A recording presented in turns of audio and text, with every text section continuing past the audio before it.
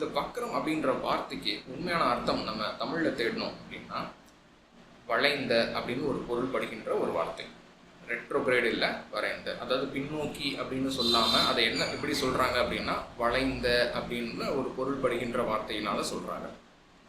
அப்போ நம் முன்னோர்களுக்கு கிரகங்கள் பின்னோக்கி நகர்ந்து முன்னோக்கி நகர்றதுக்கு காரணம் வளைகின்ற காரணத்தினால, அதாவது அதோட கிரகங்கள் அதோட சுற்றுவட்ட பாதையில் வளைந்து செல்லும் காரணத்தால் இது உருவாகிறதுனால அதற்கு பேர் வைக்கும் பொழுதே வளைந்த அப்படின்னு பொருள் படுகின்ற வக்ரம் என்ற வார்த்தை மூலியமாக வைத்திருக்கிறார்கள்.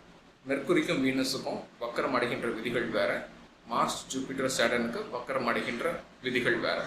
ஸோ இதன் மூலியமாக நம் முன்னோர்களுக்கு பூமி அப்படிங்கிறது 3ஆம் இடத்துல இருக்குது, நமக்கு முன்னாடி 2 கிரகங்களும் பின்னாடி 3 கிரகமும் இருக்கிறது அப்படிங்கிறது நல்லாவே தெரியும்.